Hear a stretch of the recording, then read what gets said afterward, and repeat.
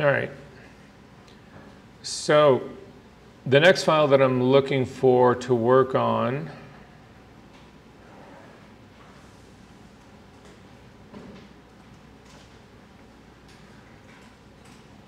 it will be in your Class 9 session files. It is in the assignment folder. There's two assignment files in here.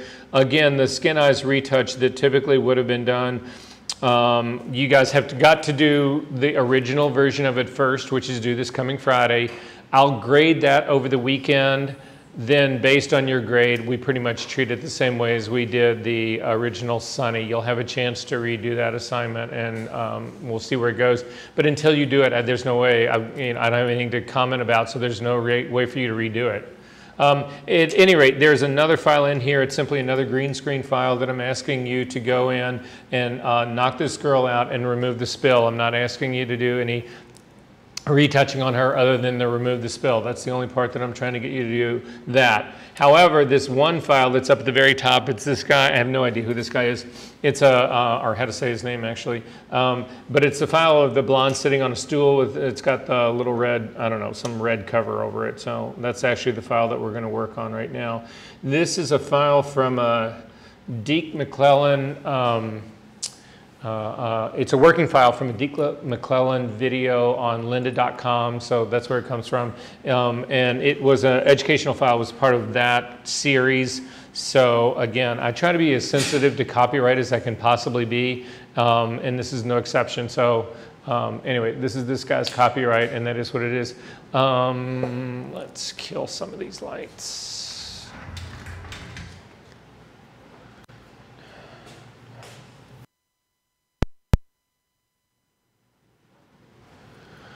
Okay, so the goal of this, or the trick on this is, again, what we are going to do is we're going to modify this girl. And if you read the way the assignment goes, because we're going to start this in class, I'm going to introduce the tool to you and start it in class. We're not going to continue to work on it in class because I'm hoping to actually jump ahead and grab something about puppet warping today, which is simply another form of transforming that you can conceivably use on this file. So we'll just sort of see how all of that goes. But if you read the assignment, the way the assignment reads on this, and again, this will be on our web, it's on the Canvas site, it's the way it reads, is we need to thin this girl's thighs out, thin her arms out, contract her stomach, lift her shoulders, narrow her ankles, thin her shins. You need to rotate her head so that it is straight up and down. And then I'm going to look at the assignment. I'm not sure I ask you to save meshes in this stuff anymore. So let me just look at that really quickly just to see.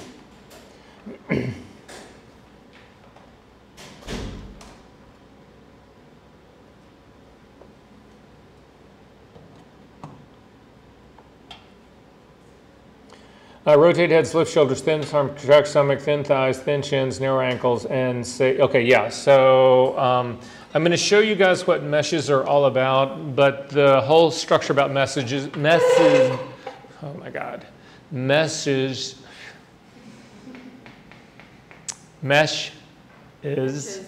thank you, it's been rendered somewhat moot. The only reason I say it's been rendered somewhat moot is that original Liquify until recent versions of Photoshop, you could not do them onto a smart object. You can do it on a smart object now. And that has rendered this mesh concern largely moot. But I still want to show you what they are and how you work with them in case for some reason you end up, somebody would ever send you a file that had a series of them. At least you'll understand what's going on with them. So with that being said, first and foremost, with the file open, so has everybody got this open in Photoshop? Okay, with this thing open, even though this is a smart object, and again, the smart object is a protection part right here. If you, and again, for the people who are actually using tabbed behavior, I want to make sure you've only got a single image open right now. So do me a favor, if you've got any other image, just close it up for me right now, because this gets confusing about what we're talking about with a smart object right here, and it's this.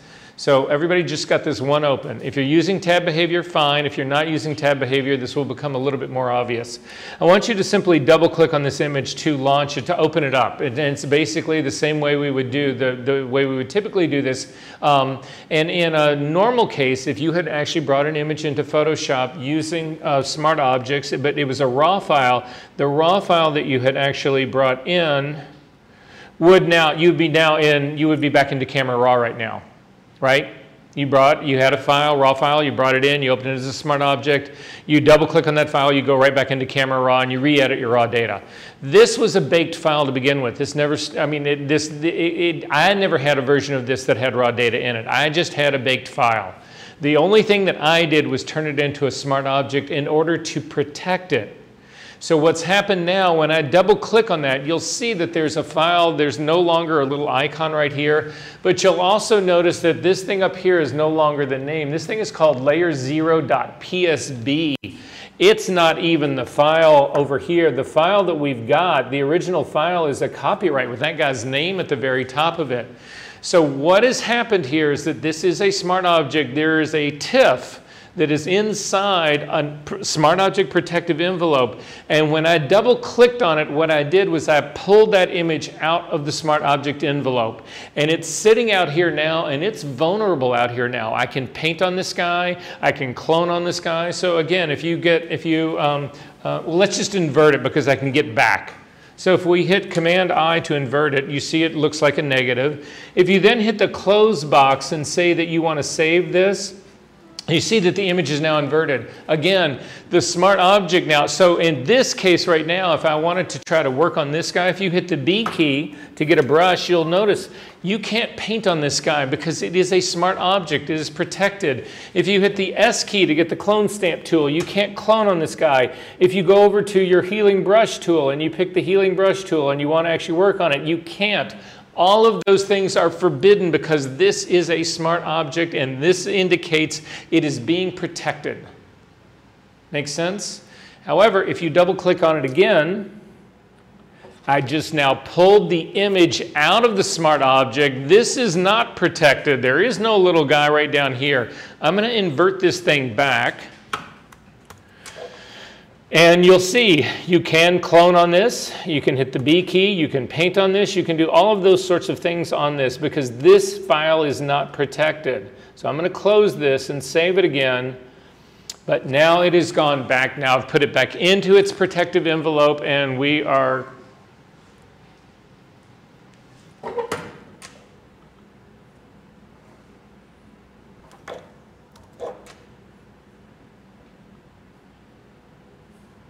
good to go. Does that make sense, everybody, what's going on here? Are there questions about this? Because this part of smart object part is really hypercritical to us. So I'm going to show you another version of this really quickly just to make sure everybody understands what's going on. Let's open up a copy. Also in that very same folder, there's a Skin Eyes retouch in there. There's just another copy of it. Can you open that really quickly for me? I just need something that's not, again, based on raw file.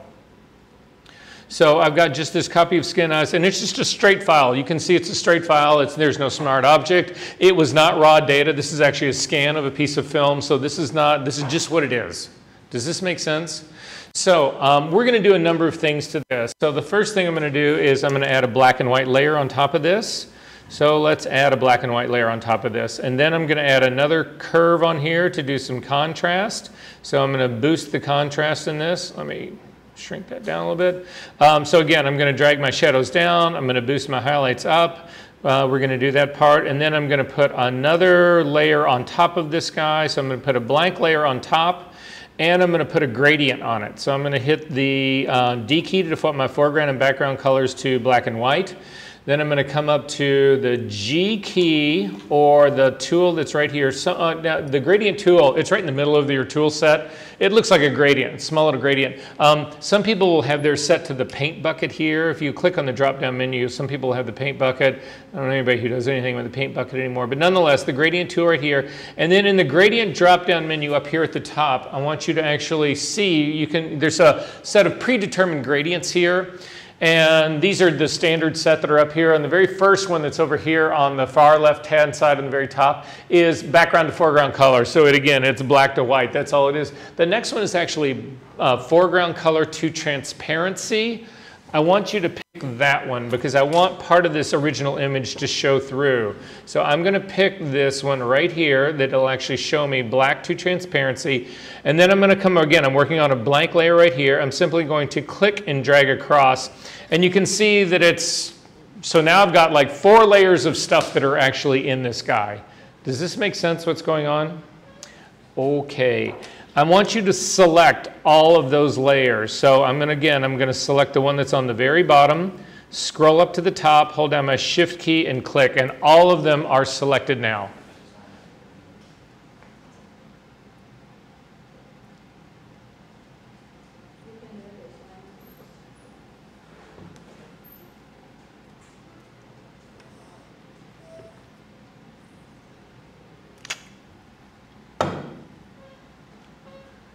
Everybody else okay here?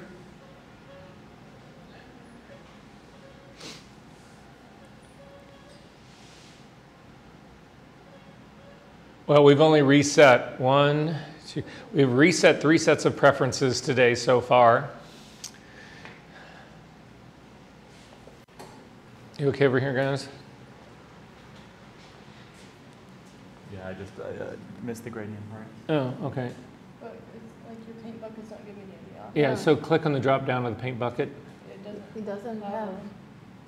It doesn't have a drop down? No. Let me see real quick. Is it the tablet on? No? I have no idea. I don't think it is. But it's okay. Leave this just as it is. I was just trying to add layers, guys. It doesn't really matter that you have a gradient or not. We need to look at that, though, Michael. So before you leave at the end of the day, I think it's a preference reset. So at any rate, I've got a bunch of layers that are now selected. Scroll down to the very bottom of your layer stack and select the background. Go up to the top and click on that to select your foreground. It's not foreground. To go to the very bottom to select the very bottom background layer. Then come to the very top of your layer stack, hold down the Shift key and click on that, and you'll see that all the layers in this stack have been highlighted. And then simply go up to the layer menu and come down to Smart Objects, Convert to Smart Object. And now what has happened is that all of those layers have been put into this envelope. So that image exists on its own. This is an illusion of the image. This smart object is really an illusion of what is inside, but the smart object is protecting this all by itself. Does that sort of make sense? And this becomes really important to us for this reason. Let's do this. Do you guys still have a copy of the image that we were working on this morning when we were knocking out the girl with just the tight headshot that you were supposed to be retouching for today? Do you guys all still have a copy of that?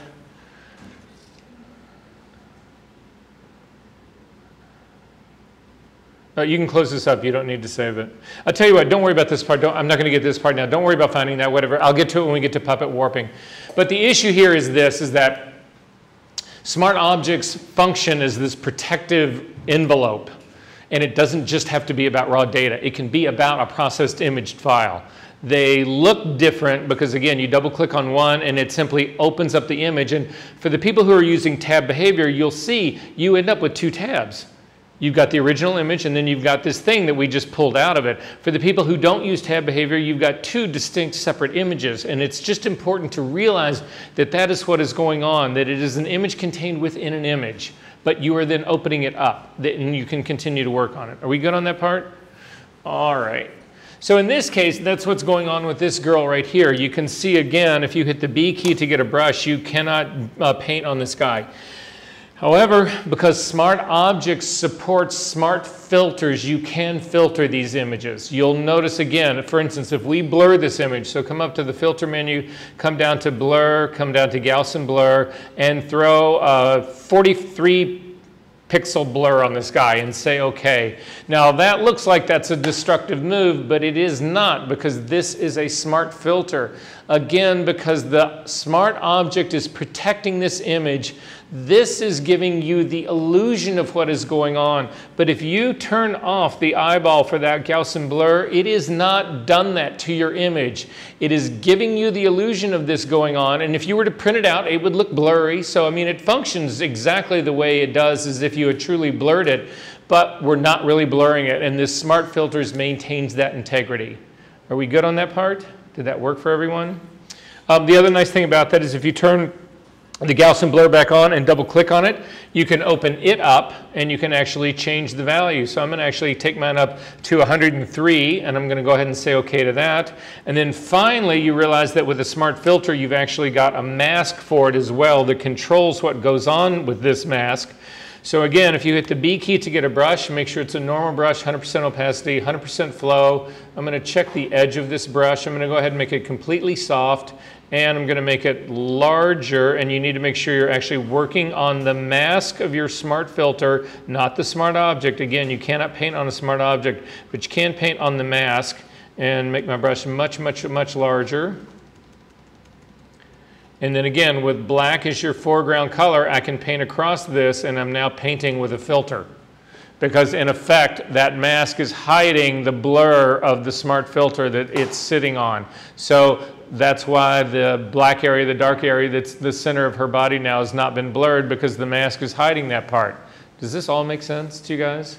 Okay, so that's all important to us. Smart filters are also, you can throw them away, which is what we're going to do right now. Simply grab this entire set and drag it to the trash to get rid of it, because smart filtering is not what, blurring is not what we're really going to do with this image. So with this image, we are going to do liquify this image and actually go after the parts I'm talking about and to introduce you to the liquify space. So to get to liquify, again, even though this is a smart object and is completely protected, I still believe in keeping a version of this, so I'm going to make a copy of this guy to actually work on so that I've got 2 copies of this right here. With the top one selected, I'm going to come up to the filter menu and down to Liquify. Liquify is a filter.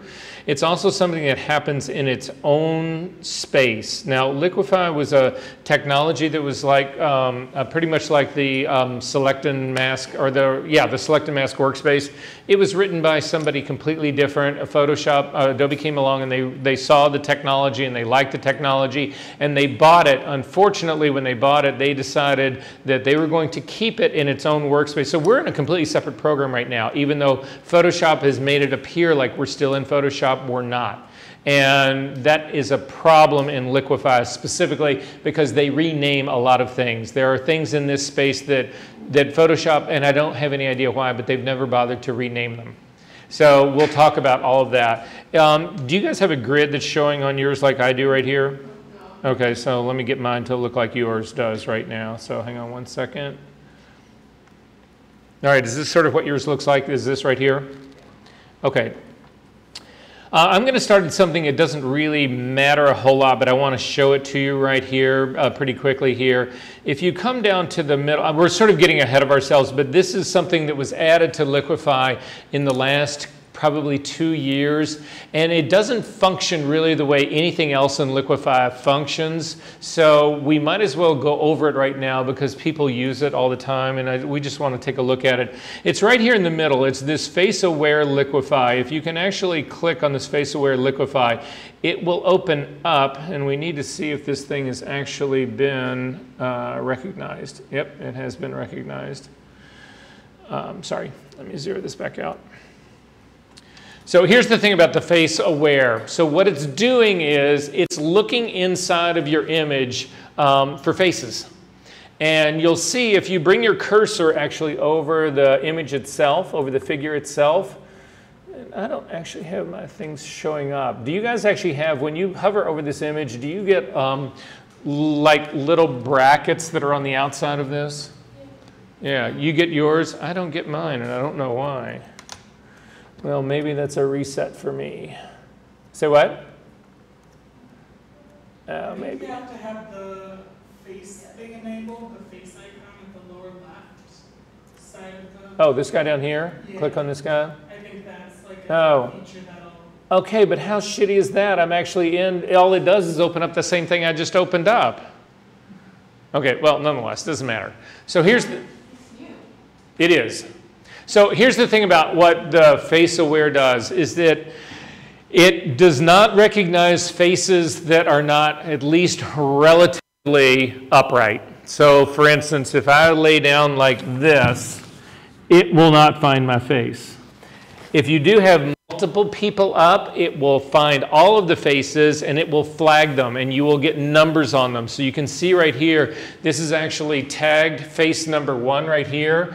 If there was another person in here, you would click on this drop-down menu. If it has found the second face, you can pick the second face, and they'll be numbered so that you know which one you're actually modifying. So you're not modifying all of them, you're just modifying individual ones, and you can do them one at a time. Make sense? All right, so in this case, that's what's going on here. If you zoom into her face, because that's all this thing impacts, so simply come in tight to her face. We're going to go through these really quick, but they're pretty obvious what's going on. And if you don't remember what's going on, you can simply grab one of these sliders and click on it. So if you want to go to the very first one, eye size right here, if you click on the bottom right here and you drag to the right, it makes her eye bigger. If you drag to the left, it makes it smaller. But you'll see that there's 2 dialog boxes here. They are independent of one another right now. One is for the left eye and the other is for the right eye. If you want these to work in concert with each other, then you simply click on the chain link between the 2, and now both of them get made larger or both of them get made smaller. You can see you do this together. If you click and drag it all the way over like this, you have the beginnings of Japanese animation. I always look at this and I'm always like, wow, really? Who wants to go that far? But at any rate, so just so that you know, it has been standard practice in all Hollywood movie poster production, film, anything promo, that kind of stuff, without exception, to make eyeballs 10% larger. Even going back to the really old Hollywood guy days, whatever, which when they were doing it, they were doing all that by hand. It was really hard to do. But nowadays, it's pretty much standard fare. The other thing that you'll find in standard fare and fashion retouching is that necks are always made longer. People always stretch necks out, always. And people always add height. I don't care if a girl's 6'1", she's 6'4" before she's finished being retouched. Don't care if a guy is 5'11", he's 6'3" before it's finished retouch. It's just, it is a it's like blanket. So that doesn't mean you have to do that. I'm just telling you that we've gotten so used to seeing that kind of stuff that it's just, anyway. You guys get what's going on here. Okay, I'm going to zero this back out. I don't think she needs really much bigger eyes, but you do see, and this is true of most people, one of her eyes is actually a little bit larger than the other. For me looking at this, and I could be being thrown by the shadow that's right in here, but it strikes me that this eye is slightly larger than this eye. So if I felt that that was the case, I can actually use these to balance them out. If you look at somebody like, I actually do pictures of Christy Turlington for contact lenses, and she's got, I mean, she's one of the most amazing supermodel ever, but she's actually got one eye that's really considerably smaller than the other eye, and it gets rebalanced and retouching all the time. So at any rate, that's what's going on here. The next one over for eye height, if you click on the links, go ahead and click on all the links here to enable them all, just so that way you see it happen on both. You can actually click and you can see it makes her, it opens her eyes up a little bit wider or closes them down a little bit more. Go to eye width. If you grab this, the eyes actually get wider. It's not the distance between them, but it's actually, they get to be, instead of making them taller, we're making them wider. You can actually use width and height together to simply make her eyes bigger as well. That's sort of what's going on with eye size right here. Again, I'm going to zero all of this out so that you can see what else is going on. Eye tilt rotates them up. Outsides just came up, or outsides go down. Zero that out. Eye distance is the space in between. So this is, we'll actually be kicking them out, and this would be pulling them in. This would be Oprah's best friend. Nose height, it's the same deal. If you click on nose, this actually raises it up. And this one for me is an amazing one. This is a pretty tough trick to do outside of doing Liquify, and it gets messy when you try to do it on your own. This does it shockingly well. It actually doesn't distort the relationship of the mouth. It actually builds more distance between these two. But keeping this relationship is actually really, there's some serious technology going in here doing this. Nose height, you can go in the opposite direction. So everything has a positive and a negative value, so you can actually drop the nose down and push it closer to her mouth. The nose width actually is exactly what it says it is. It makes her nose either broader or more narrow. Then in her mouth, you go through a whole series of mouth here. The smile thing is one of the hardest things to do actually in retouching, and I got to be honest with you, I don't think this tool does it any better than anybody else. If you need a new smile, you need to find another frame that was from the very same shooting where she actually has a smile, and you need to copy and paste it, because this is as good as it gets. And if you think that looks real or believable, I can tell you right now, if you turn this into me and something that looks like that, I'm gonna call you out on it. The frown doesn't work any better than the smile does, so again, this is all like, actually the frown, it looks, I can believe this, right? Or at least a little bit more. The smile thing just looks stupid. This I could actually begin to, I guess, believe on some level. Again, I'm going to zero that out. The lip stuff, though, actually does work pretty good. So this actually raises her, it's giving her a fatter lip on top, but it's just the upper lip. This will actually make it a little bit more narrow. And then the very same thing holds true for the lower lip. It makes it more narrow and makes it broader here. Now, I understand why they're doing what they're doing, but again, this is a UI thing that I have a struggle with. Is that why going to the right on the upper lip makes her upper lip bigger, but going to the right on the lower lip makes it smaller? That does not make sense to me. There's no, I mean, if it was dragging something up or down, then I would get up makes the upper lip bigger, up makes the lower lip small. I get that, but right to left, I don't get that. But at any rate, and then mouth height, again, it's probably simply a variation on the, it's probably a variation strictly on the nose height thing. It's because it's impacting the very same area right here. So if you come up on that, it actually lifts it up. If you come down on that, but this also looks to me like this is actually, it's not just the distance between these two, it's actually the fullness of both of these guys. So it actually may be a combination of lower lip and upper lip right there. Oh, we missed one. We missed mouth width. So you can make it wider or you can make it more narrow. So it's pretty, given the technology that it's got, it's actually pretty, I would say, pretty extraordinary. If you click on the drop down for the face shape, this is another one that actually does work pretty well. So this will raise her forehead, although in this girl, I'm not seeing any of it. It may be confused because of her bangs on there, but it's moving the hair. it's, yeah, it's, again, it doesn't, I don't think it can really find it because she doesn't really have a forehead. But chin height does work pretty well here, so you can actually bring her chin down, raise it up again. Her jawline, again, you'll actually widen it here, widen her face, or actually narrow it out. This would be another thing. If we are thinking about trying to remove weight from this girl, this would be another thing that you would actually consider doing in here, because you need the weight of somebody's face to fit the weight of their body as well. So people, when they lose weight, everything tends to draw in. When they put on weight, everything tends to broaden out. So you would consider this to actually have that part match. And then you've got face width, and this actually would be her entire head. You're actually making it larger, or you're actually drawing it in and making it a little bit smaller. So that's what's going on down in these tools, and they only work inside this dialog box. You can try to simulate some of this stuff using other tools, but this would be my go-to in the beginning for these tools. Again, I'm going to zero everybody out here really quickly because right now that's ahead of the game. I would do this part later. So then I'm going to go ahead and collapse this, and we are going to now talk about the tool set that exists inside here. So there's two parts to this dialog box. There's the tool set that's on the left-hand side, and then there are the options palette that's right here. And again, this is slightly different than the way Photoshop would do it.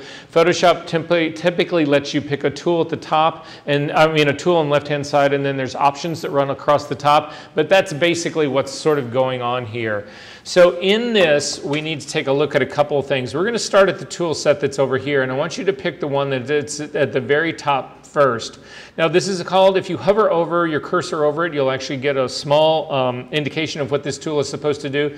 This is the forward warp tool. So I'm going to back off a little bit. Again, the keyboard shortcuts that we use in Photoshop function here inside this workspace as well. So if you want to zoom out a little bit, you hold down the spacebar command and the option key and you get the minus magnifying glass and you can zip back out. So I'm going to zip back out till I get her from about the knees up as far as I go. It'll be a good place for us to really sort of see what's going on.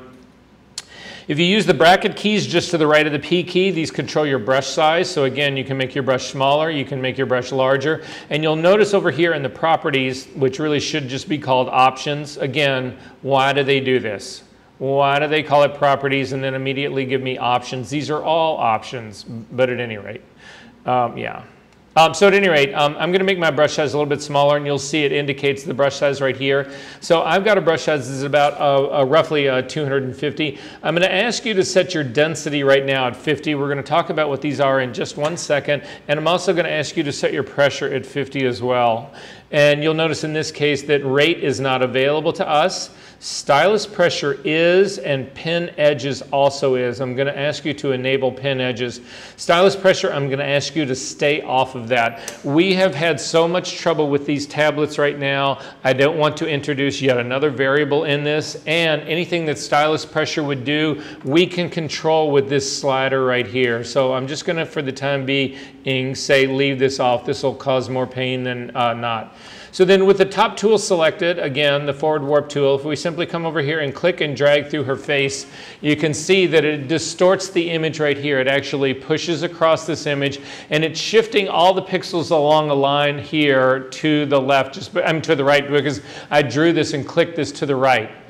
So it's important to realize what is going on here and what happens really behind this, because there is something that I'm going to try to give you guys, because when people first started doing Liquify work, it was just all cartoonish. I mean, you looked at it, it looked like this, and you're just like, oh, come on, really? This is a worthless tool. I'm just going to laugh at this. I'm just making cartoon characters. That girl belongs on Woody Woodpecker now. You know, I mean, it's that kind of stupid stuff, right?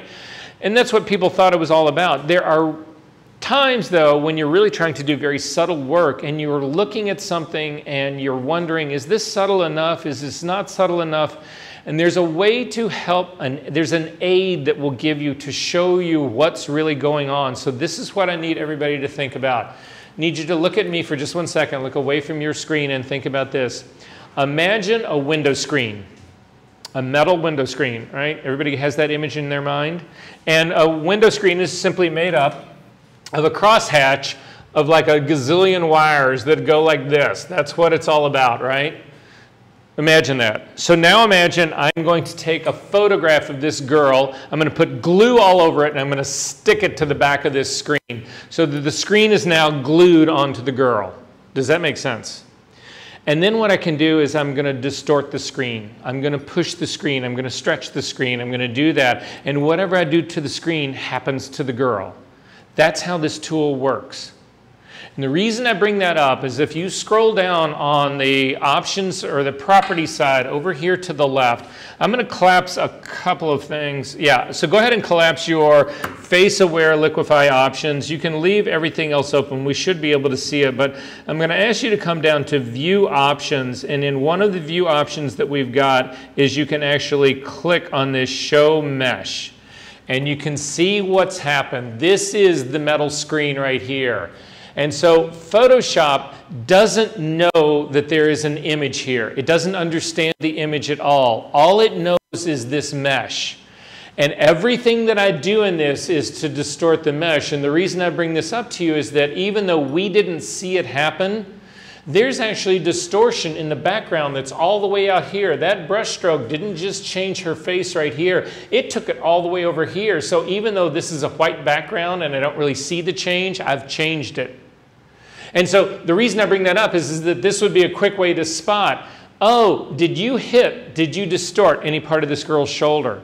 And I can see right here that I didn't. I got really close, but I didn't distort any of the shoulder, and I can tell because the mesh is not distorted right here. Does that make sense to everyone? So the reason I bring this up is that everybody who does this kind of work, myself included, whatever, you start to spot the mesh, you turn it back on to see am I impacting something here that I didn't realize I was impacting that will then come back to bite you in the ass? Make sense? All right, so that part actually seems good to me. I don't need to worry about that. You can temporarily, oh, you should also know about the mesh. There's options for your mesh.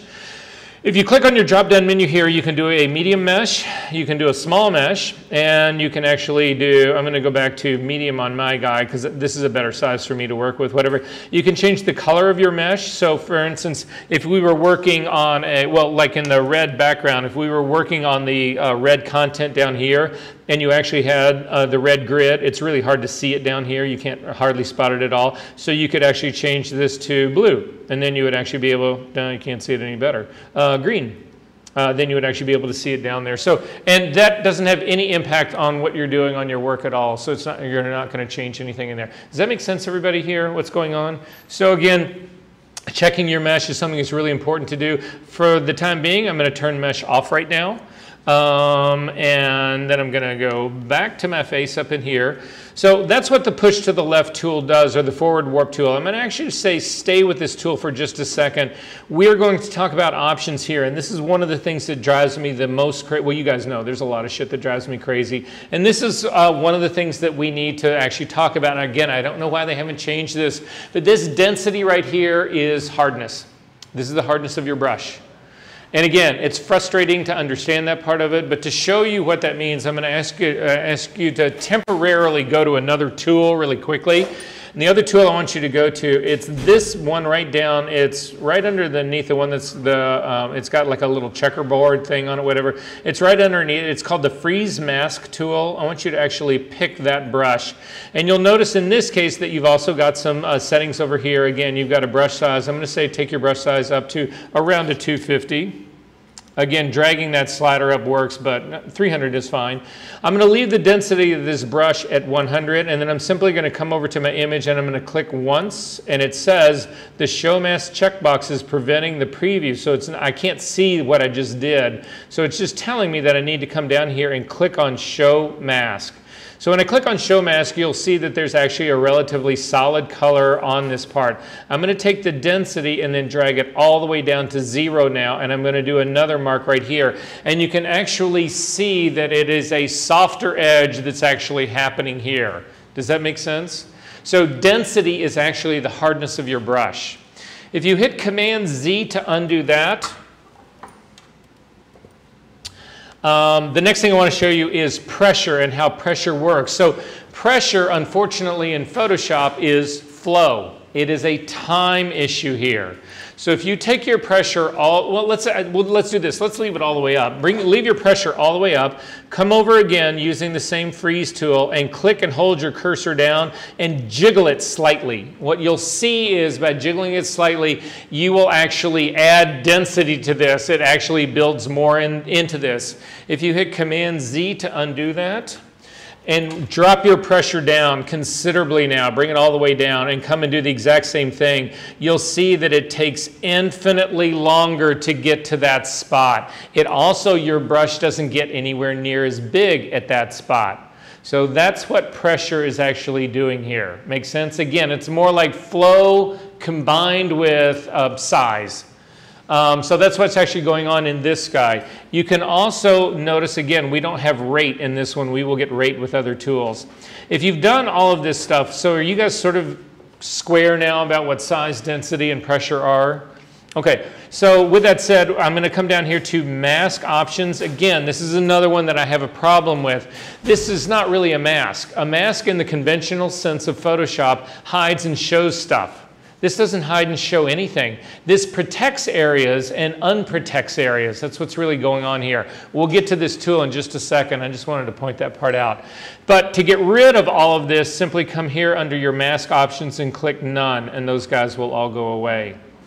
So I'm going to go back to the forward warp tool, the little hand that's up at the very top, and we're actually going to do another warp right here. I'm going to do it right through the center of her stomach right here. I'm going to drag that part across just because I need to distort multiple areas.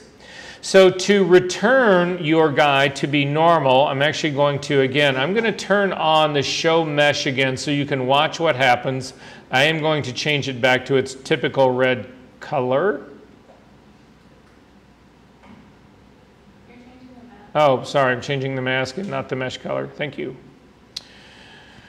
Okay, so you can see the distortion that's actually happening in this. If you come down to, let me go down to the very bottom down here. Down at the very, very bottom, you have reconstruction options right here. And the first reconstruction that I want you to deal with is the Restore All. It's the one that's sitting, it's the button down at the very bottom. And if you click on this, you'll see that everything gets restored because everything in the mask, all the distortions in the mesh got restored. If we hit Command Z to undo that, it brings them all back. If you click on the Reconstruction button, it actually flips open and you get what is the fade dialog box that I just showed you guys working with the image when we actually had done the patch tool, and then we faded the patch tool back.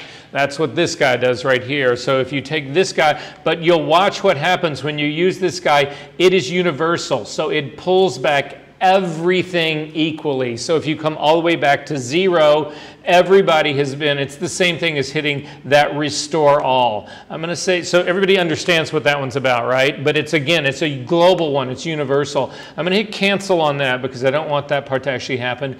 If you want to be more selective about how you reconstruct things, it is the next tool down.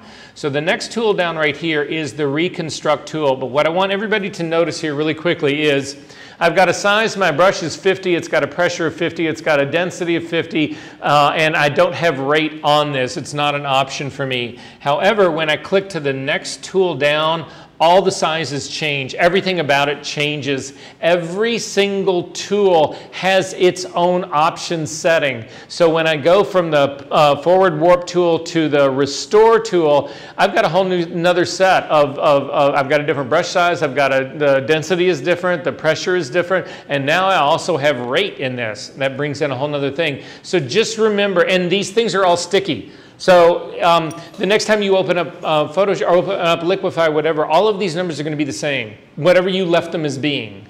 Does that sort of make sense? Okay, so I'm going to go ahead and leave my size right here at 200. I'm going to actually take my density down to a 50. This is normally, I typically work in that 50 range with all of my brushes on this stuff. It tends to be a little bit smoother in the edges. But at any rate, I'm going to leave pressure also in the middle, so I'm going to crank it up to 50, and I'm going to leave rate also up in the middle. I'm going to bring it up into its mid-50s. Well, you don't need to be exactly at 50. These numbers will be close enough. And then I'm going to come over here to this side of the distortion right here, and you can actually start in the area of the mesh that's over here, so really not even on the girl itself, whatever. And you can click and actually start to just scrub up and down, and you will see it begins to pull the distortion out of the mesh. Is this working for everyone? If you crank the pressure way up and the rate way up, and then I'm going to do this side over here really quickly and hit it, you'll see that it pulls it back really fast, but it also introduces an anomaly right here. It yanked this part back so quickly, this part on the edge, this is a consequence of that edge being a soft edge here of that 50 density. This is a consequence. Part of this got left out, and now we've got this like complete anomaly that exists in here. And all of a sudden, if that happens in the middle of this body, that is going to look horrible. And it is a question of, again, how you've got your tools set up. So in this case, pressure now is actually, pressure and rate are working together with this tool to determine how fast things happen. So I'm going to hit Command Z to undo that. Command Z works here step by step, just like it does in Photoshop. So Command Z will take you back one. Command Z will bring you back again. It just goes back and forth. If you add Command Option Z, it actually takes you back step by step by step. Now, they've completely changed that behavior in the latest version of Photoshop, and there's a way to, there's a settings now and preferences to change it back so that undo works like undo has only worked for the last 35 years in Photoshop. But at any rate, is this beginning to make sense, everybody, sort of what's going on here? Okay, so I'm going to bring my pressure, I'm going to leave my rate up at 100. I'm going to take my pressure down to like, let's bring it down to like a 10.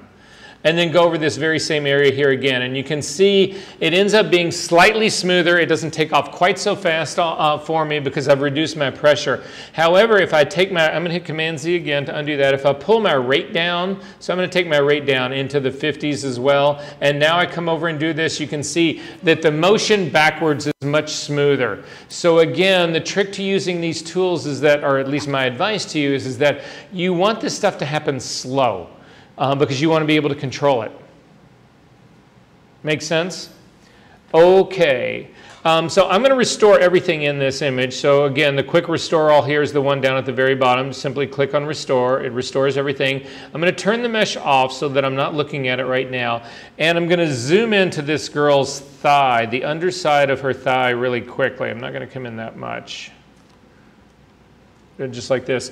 I want you to go to the forward warp tool again. It's the one that's up at the very top. And I want you to make an extremely small brush. So in this case, I'm going to take this brush down. I've got a size of about 15. Again, I've got a density of 50, a pressure of 50. And then I simply want you to come in and do a series of dents in this girl's thigh right here. So it's sort of like we're trying to give her cellulite. That's sort of what I've got going on here, for lack of a better way of putting it. And some people would look at that and say, oh my God, okay, well that looks horrible. I can't believe that's how you thin thighs out. And I'd say, oh, it's not that bad, whatever. And then go in and try and fix them. So take down the little areas of lumps that you actually had in here. And the whole time you're actually trying to use way too small of a brush to actually fix this stuff. And you just spend forever doing this. And it's still rough as hell.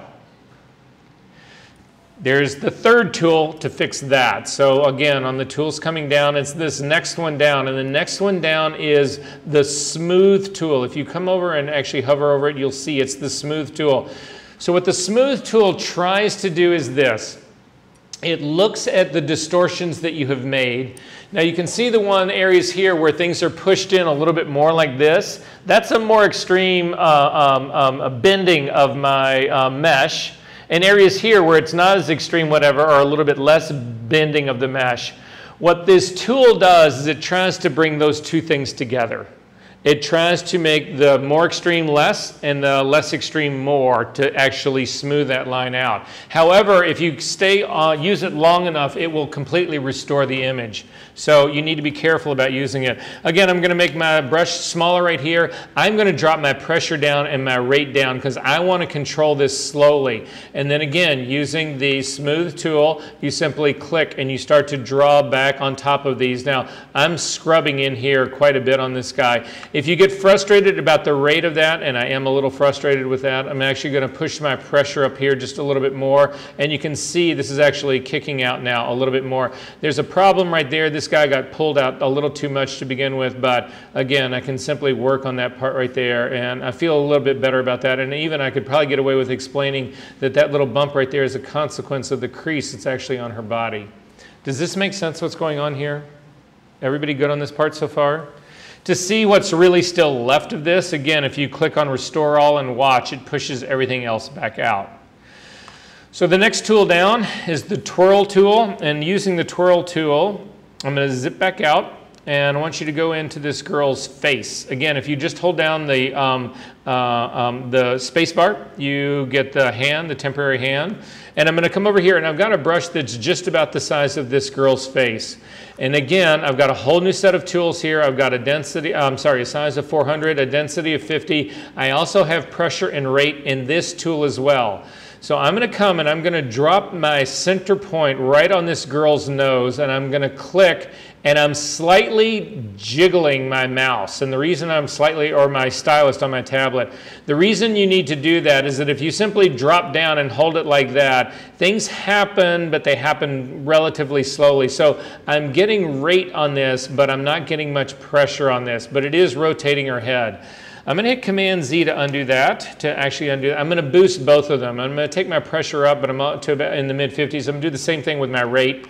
And I'm going to come over here again, and I'm simply going to click and hold down. And I'm not moving at all. I'm simply holding it down. That's all being controlled by the rate that this is actually, is what's controlling this.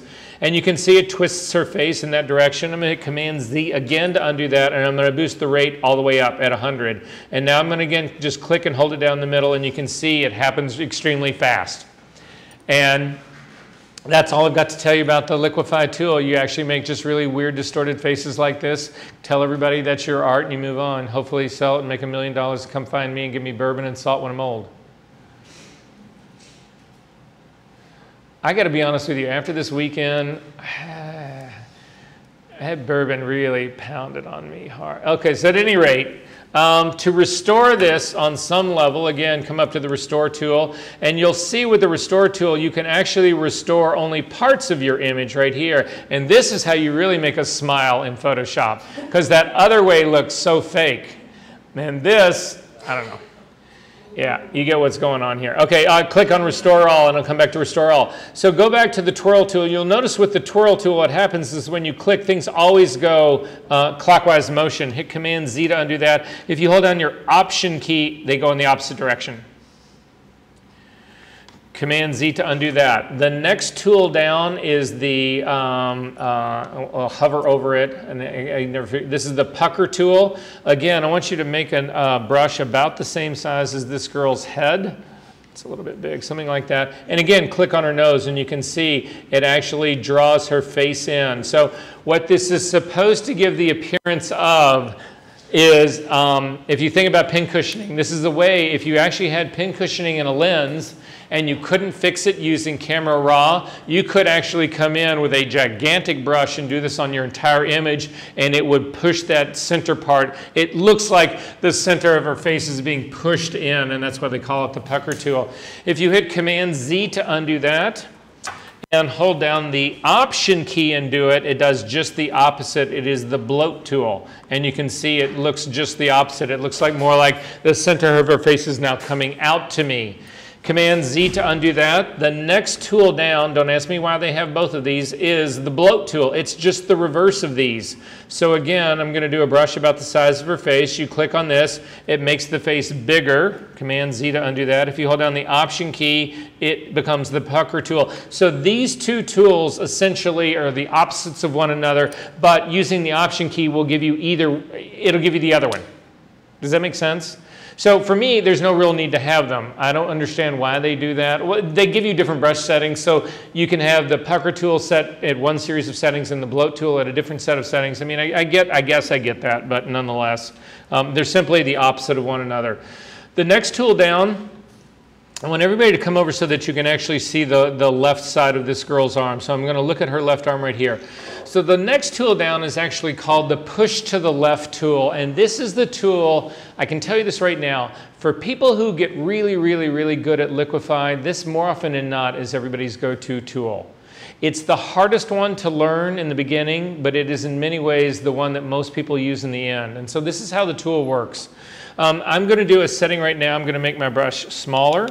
And I've got about, my brush is, if you want the same as mine, my brush size is 200, I've got a density of 50, and I've got a pressure of 100. And again, you'll notice with this tool, I don't have any rate at all. So with this tool, I'm going to come over here next to her arm, and I'm going to overlap her arm. Again, I've got a density of about a 50 here. So I am getting some spray over this. So if I hover, you can see, we'll take a look at my screen. You can see I've got about 1/4 of an inch of this brush is actually covering this girl. Things are getting a little bit soft at that edge, but nonetheless. Anyway, I want you to start down near roughly about where you would imagine her elbow, where her crazy bone point would actually be, and click and drag up. And you can see that when you click and drag up, it forces all the pixels to the left. That's why they call it the Push to the Left tool. If you turn on your mesh, you can see exactly what you just did. You can see that because I've got a density of only 50, that the distortion that I'm getting here along the edge of her shoulder is less severe than what I'm getting over here in the very center of where the brush is. And this is a key to how the Liquify tool works. So I'm just going to, if you take away nothing else from today, take this away. You use the biggest brushes that you can use, and you do it using the highest number of strokes you possibly can. So big brushes, the thing that I just did on this was too aggressive. I mean, it actually worked reasonably well, but it's too aggressive. I would do that in much smaller strokes. So I'm going to hit Restore All. I'm going to hide the mesh. I'm going to back away just a little bit from this. I'm going to go to a bigger brush. I'm probably going to push my density up even a little bit more to make it sure it's soft. Now you'll see using this tool right now with this setting that I've got going right here, if I don't really touch the side, if the brush doesn't touch your skin, you'll see that not really a lot happens, but it's a way to slowly bring this in to see again whether that did anything or not. If you come to look at the very bottom of your screen, there's a preview checkbox button right here. You can uncheck this and then recheck it, and you can see indeed I am sculpting her body. So, but again, I'm doing it in a much more controlled fashion. There's much less that's going to go wrong here. So again, big brushes and as many strokes as you can do it in. So that's the way the push to the left tool works. If we come up to the top of her shoulder and click and drag back down in the other direction, you'll see that the brush pixels go in the opposite direction. So when you drag up, it pushes to the left, dragging down pushes to the right. If we hit Command Z to undo that, I'm going to come right across her boobs right here, and you'll see what happens. If you click from the left side to the right side, you lift up, all your pixels go up. Command Z to undo that. If you go in the opposite direction and drag right to left, everything goes down. Command Z to undo that. So that's how this tool actually works. Again, of all the tools that I know of that people use a lot, this is it. But again, you would certainly want to drop your pressure down. So we'll do that same thing again. I'm going to drop my pressure down into more like the 20s right here. I'm going to take my density back to a 50 here. And then let's do that same stroke across again. So I'll click and go across. That still seems way too aggressive for me. Again, it just seems too aggressive. Command Z to undo that. Drop your pressure down even more. And then again, run across again, and you can see it becomes a much subtler, more believable, usable motion than it does to take her entire chest and put it in her lap. Are we good on this so far? Okay, I'm going to ask you to click on Restore All so that we go back to everything so nothing has actually been done in here.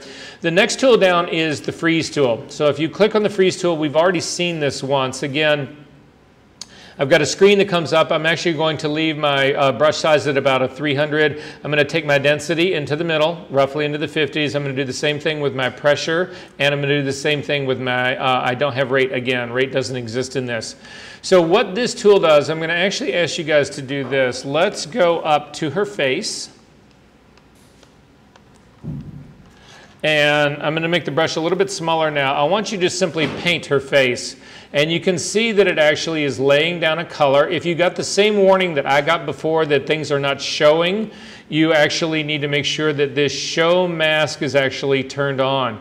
Now you have the same color range of being able to see things to make things visible as you do with the mesh. If you click on this drop down menu, for instance, if we were working on a red thing right now, I would want to probably change this to blue so that I could actually see it. But in our case, red seems to actually work out fine right here. You'll see how soft that edge is. So if you needed that edge to be a little bit sharper here, you could actually crank this up so that it had a much sharper edge to this so that you could come down and paint in the line that's around her face, and that you can actually get her face. You can do a reasonably good job of this, and so that's the version of her face that I've got. You'll notice here though that I actually spilled out over this edge right here into her hair. The next tool down is the Erase Mask tool, and again, it's got its own settings here, so to get after that edge right there, I'm going to boost my density all the way up so that I can come in here and actually get rid of the mask on that part. So if I just wanted to protect her face, you can see this would be really nice if they had actually a pen tool in here that would do certain things for you. However, they do allow for that later on. I'll show you guys what that looks like.